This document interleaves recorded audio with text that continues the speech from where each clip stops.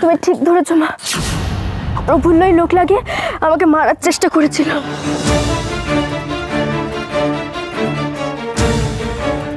আমি মরলে তোর পথের কাটা সরে যায়।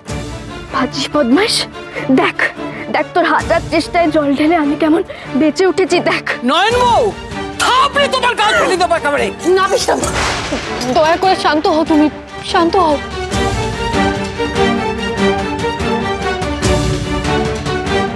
কি ধাতুরে গড়া রে তুই, কি ধাতুতে গড়া? হ্যাঁ, এত কিছু ঘটে তবু তুই হাল ছাড়িস না।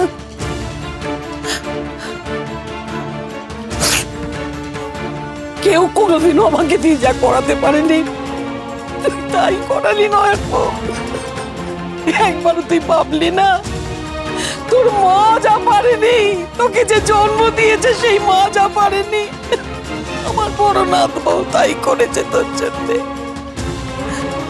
পারেনি রে, পারেনি। বুদ্ধি এসেও তোকে সারিয়ে তুলতে পারিনি। আমার এই বড় নাথ বউ সারা রাত জেগে তোকে সেবা করে জমের মুখ থেকে তোকে চিনিয়ে নিয়ে এসছে, আর তার প্রতিদান এইভাবে দিচ্ছিস? তুই বেঁচে উঠে এই যে তোর মায়ের বুকে মাথা রেখে পড়ে আছিস, এই যে দুনিয়াটাকে আবার দু চোখ ভরে দেখছিস, শুধু বড়নাথ বউয়ের জন্য রে, শুধু বড়নাথ বউয়ের জন্য। এত অকৃতজ্ঞ হোস না, এত অকৃতজ্ঞ হোস না। নরকেও ঠাই হবে না তোদের, নরকেও ঠাই হবে না। একবার ভেবে দেখেছিস, একবারও ভেবে দেখেছিস তোকে যদি মারার ইচ্ছে হতো তাহলে এর থেকে বড় সুযোগ কি আর ওর হাতে ছিল? তোকে পত্তি না দিয়ে, তোকে যত্ননাদ করে ও তো আজই তোকে মেরে ফেলতে পারতো। যার জন্য তুই বেঁচে উঠলি, আর তাকে কিনা ছি ছি, এত বেঈমান, এত বেঈমান তোরা মামে, ছি। এত কিছুর পরেও এই মেয়েটাকে কেউ এরকম ভাবে দোষে? শান্ত হও বেশি ঠাম্মা, শান্ত হও। আমি আমার সংসার সামলেছি, এর জন্য আলাদা করে কৃতিত্ব দিও না। তোমার সংসার? ভুলে যেও না এই বাড়ির ঘরণী গৃহিণী কিন্তু এখনো আমি। আর বেশি ঠাম্মা, আপনি আপনি আমাকে খারাপ বলছেন? আমাকে, যাকে বিষ তীর দিয়ে মারা হলো, মৃত্যুর মুখ থেকে যে বেঁচে ফিরে এলো, সেই আমি কিনা ভুল? অধিকারী বটে। অনেক হয়েছে নয়, তুমি এবার চুপ করো। ভুলে যেও না যে তুমি এখনো অসুস্থ।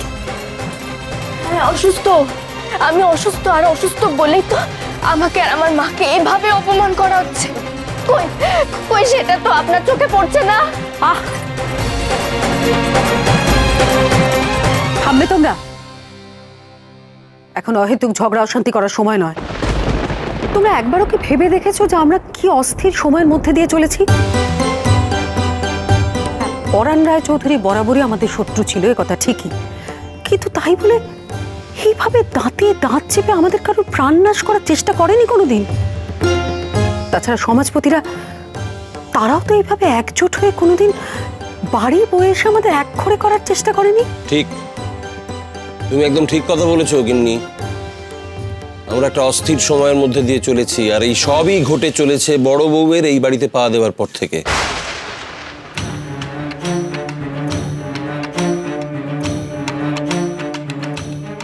তোমার ওই সব ব্রত টোতো করতে গিয়ে যত রাজ্যের ঝামেলা তুমি এই বাড়িতে ডেকে এনেছো।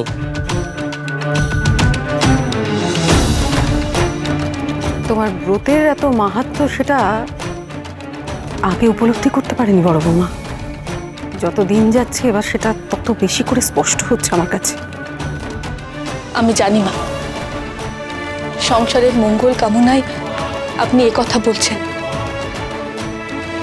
আমিও যে তাই চাই মা।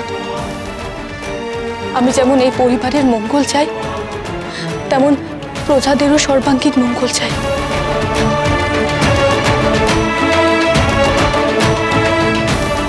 আমার উপর একটু ভরসা করুন, দেখবেন সব হতাশা কাটিয়ে আমি সবার ভেতরে আসার আলো জ্বালবই। আর জ্বালতে হবে না।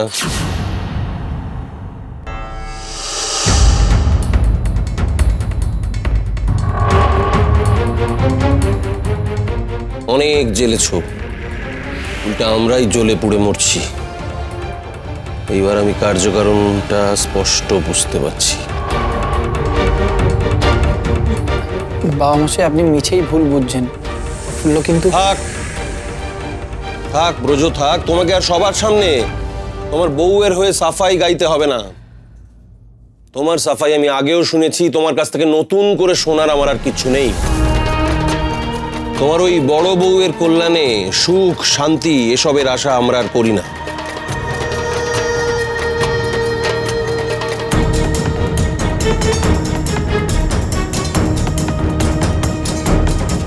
এবার দয়া করে আমাদের একটু রেহাই দাও, আমাদের সবাইকে একটু স্বস্তিতে থাকতে দাও।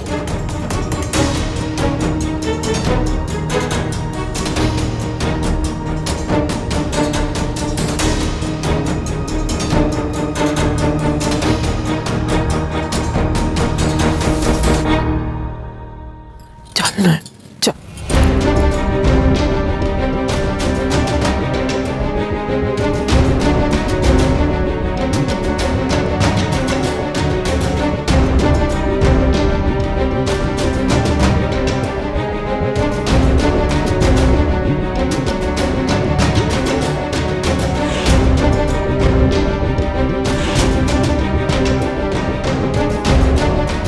পিসিমা, চলুন এখন।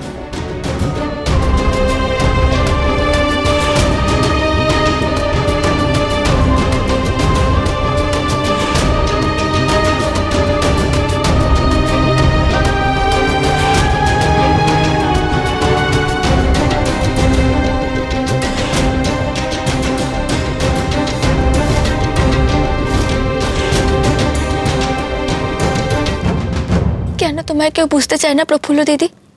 সবাই কেন তোমাকে দোষারোপ করে?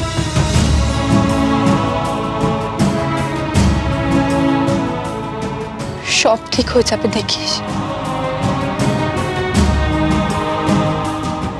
তাই যেন হয় প্রফুল্ল দিদি, তাই যেন হয়।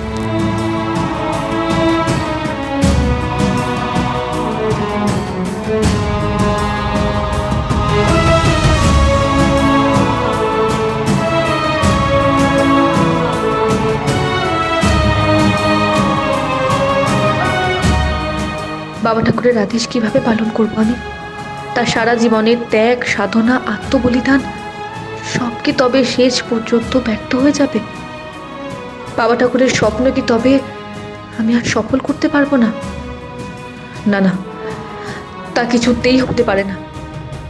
যত বাধাই আসুক না কেন, বাবা ঠাকুরের স্বপ্ন আমাকে সফল করতেই হবে।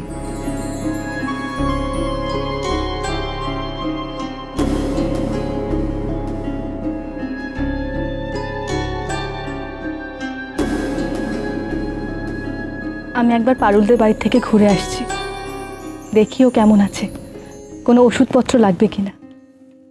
এসো।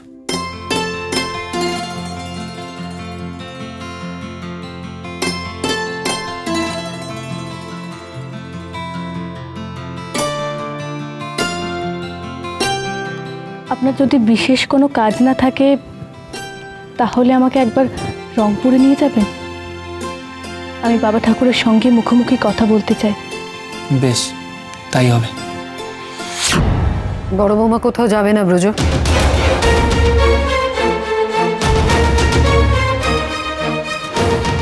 কি সর্বনাশ! মা কি শুনে ফেললেন বাবা ঠাকুরের কাছে যাবার কথা? মেয়ে মানুষের এত বার ভালো নয়। আমি যে রংপুরে বন্দির সাথে দেখা করতে যেতে চাইছি সেটা জানাজানি হলে তো বাড়িতে কুরুক্ষেত্র বেঁধে যাবে। কি বলি মাকে? কি ভেবেছো তুমি? কি বলবে তুমি আমাকে বলো। তুমি কি ভেবেছো এই যে ফলের ঝুড়ি নিয়ে তুমি গ্রামবাসীদের মধ্যে বিলি করতে যাচ্ছ সেটা আমি বুঝতে পারিনি? মা, দয়া করে আমাকে একবার যাওয়ার অনুমতি দিন। পারুলকে একবার না দেখলেই নয়। সাপটা খুব বিষাক্ত ছিল। বিষ নামলেও পারুলের এখন উপযুক্ত পথ্য দরকার। আর ওদের তো এসব কিনে খাওয়ার সামর্থ্য নেই। তাই যদি না বড় বৌমা, আমি তোমাকে একবার বলে রেখেছি, তুমি এই বাড়ির বাইরে আজ পা রাখবে না। আর এটাই আমার শেষ কথা।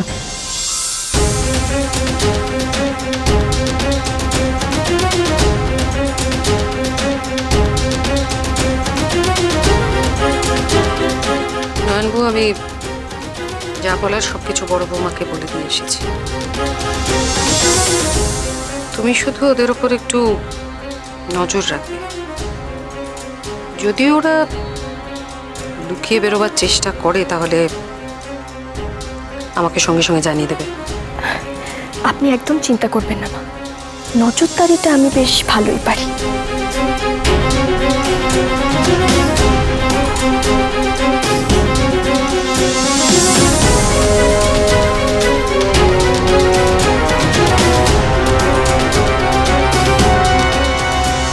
এবার কি হবে, কি করব আমি? বাবা ঠাকুরের সাথে দেখা করব বলে আমি নিশিকে কথা দিয়েছি। আমি আমার কথা রাখবো কি করে? তাছাড়া প্রতি শনি মঙ্গলবার মন্দির লাগোয়া জঙ্গলে গ্রামের সবাইকে নিয়ে ব্রত পালন করার কথা। তারই বা কি হবে? বাড়ির থেকে বেরোনো বন্ধ হয়ে গেলে তো এসব কাজ করতে পারবো না। ভারী বিপদ হলো।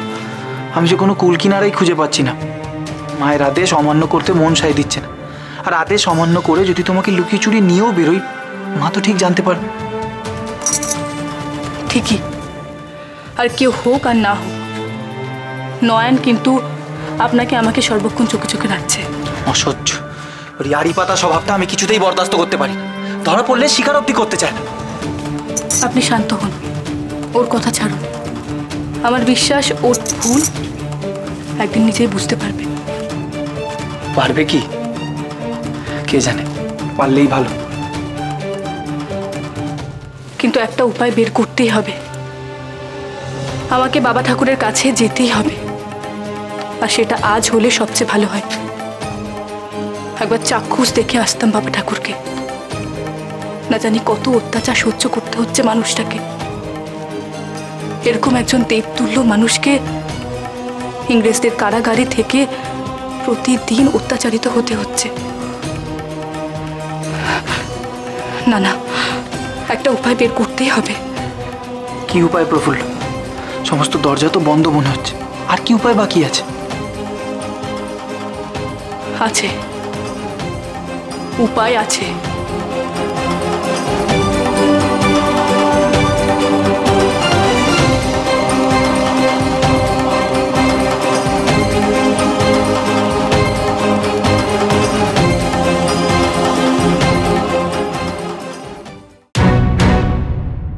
মা, আমরা একটু বেরোচ্ছি। বেরোচ্ছি মানে? কোথায় বেরোচ্ছ? রংপুরে মা, সতীশের বাড়ি। আসলে অনেক দিন ধরেই সতীশ বলেছিল বউকে নিয়ে যেতে, কিন্তু আমার তো আর যাওয়া হয়ে ওঠেনি। আর প্রফুল্ল অনেকদিন এখানে ছিল না, তাই ভাবলাম যে প্রফুল্ল তো এখন এখানে, তো একবার ঘুরে এলে কেমন হয়। সতীশকে বলতে সে তো বেজায় খুশি। সতীশ, তার সঙ্গে তো তোমার দীর্ঘদিন কোনো যোগাযোগ নেই। আজ হঠাৎ এতদিন পর তুমি তার বাড়িতে যেতে চাইছো, তা আবার বড় বৌমাকে সঙ্গে নিয়ে? না না না, ওসব লোকের বাড়ি যাওয়ার কোনো প্রয়োজন নেই। যারা সারা বছর কোনো খোঁজ খবর নেয় না, তাদের বাড়িতে কি হুট করে উঠবার কি দরকার? জানো না, তা নিয়ে সবসময় বাজে কথা বলবে না তো নয়ন। সতীশের সঙ্গে আমার বরাবরই যথেষ্ট যোগাযোগ আছে। প্রায় সে আমাদের সবার খোঁজ খবর না। আর রংপুর তো এখান দিয়ে খুব একটা কাছে নয়, অনেকটাই দূরে। হঠাৎ ইচ্ছে করলো আর চট করে গিয়ে হাজির হয়ে পড়লাম, সেটা সবসময় হয় না। তা বড় বৌমা তো দেখছি একেবারে প্রস্তুত হয়েই এসেছে। না মানে মানে মা, আমি ওকে প্রস্তুত হয়ে আসতে বলেছিলাম। আসলে ও এখানে থাকলে যদি আবার কোনো অশান্তি হয়, প্রজারা যদি ওকে খুঁজতে চলে আসে, আর ও যদি আবার আবেগের বসে কিছু করে বসে, তাই ভাবলাম যে ওকেই নিয়ে বেরোই, ওরও মন বদল হবে আর আমিও নিশ্চিন্তে থাকবো। তাই আমি ওকে তৈরি হয়ে নিতে বললাম, আর মামাকেও বললাম একটা পালকি ডেকে দেবার জন্য।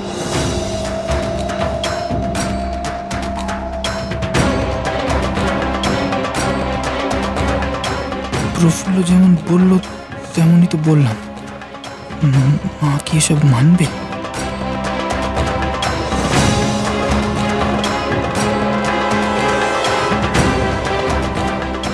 ঠিক আছে, তোমরা যাও, তবে রাত হওয়ার আগেই বাড়িতে ফিরে আসতে হবে।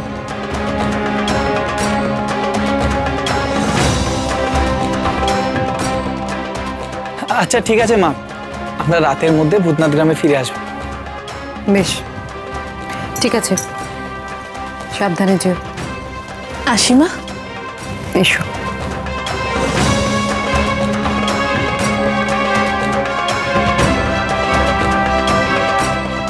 সতীশবাবুর বাড়ি যাওয়ার নাম করে বেরোচ্ছে বটে, কিন্তু আমার মন বলছে এদের পেটে এক কথা আর মুখে বলছে আরেক কথা। না, আমাকে জানতেই হবে হতচ্ছাড়িটাকে নিয়ে উনি কোথায় যাচ্ছে।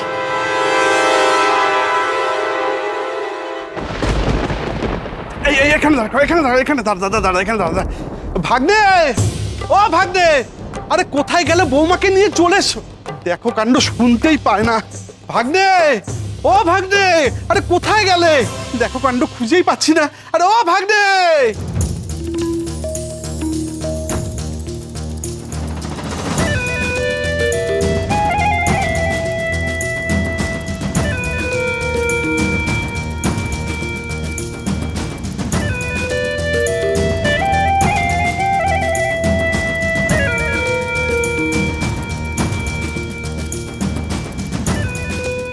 চলো শিগগিরি, চলো চলো চলো চলো।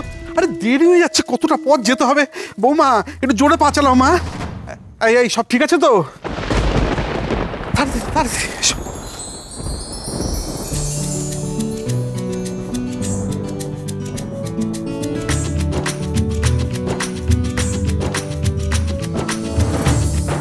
চলি মামা।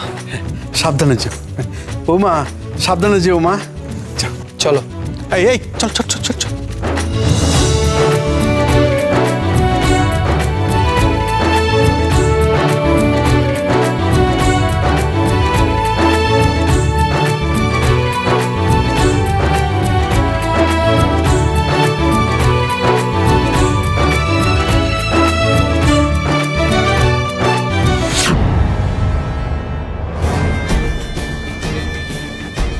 এবার জমবে মজা। নিজেদের খুব চালাক মনে করো না? মনে রেখো, আমি নয়া। তোমরা চলো ডালে ডালে, আমি চলি পাতায় পাতায়।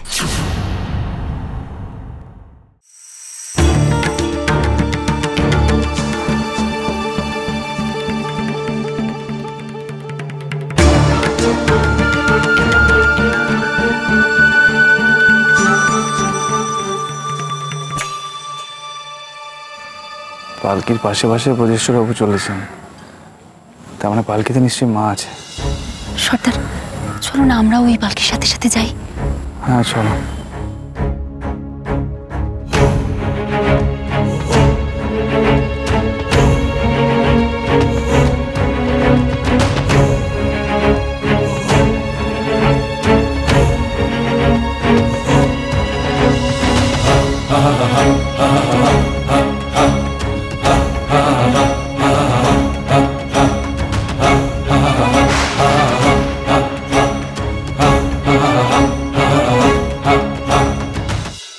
দাঁড়াও দাঁড়াও, শুনছো? কিছু বলবেন? ওই দেখো।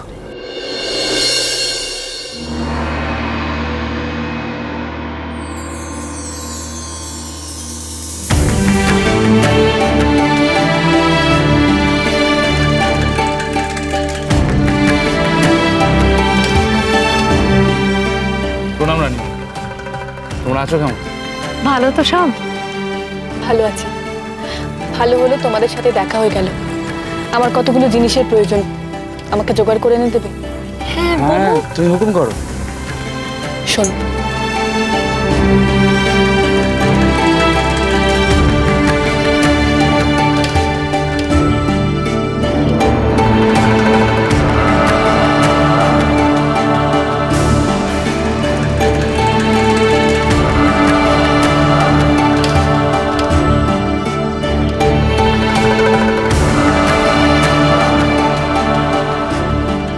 আচ্ছা এই ব্যাপার, এ তো সামান্য কাজ, পারবো। তোমরা একটু সবুর করো, আমরা দুজন গিয়ে সব ব্যবস্থা করে আসছি, চিন্তা করো। এসো। তুমি কি করতে চাইছো প্রফুল্ল? আপনি অনায়াসে সব জায়গায় যাওয়া আসা করতে পারেন, আমি কি তা পারি? কোনো মেয়ে কি তা পারে? তার ওপর আমি জমিদার বাড়ির বড় বউ। তবে তুমি কি ছদ্মবেশ ধরবে নাকি?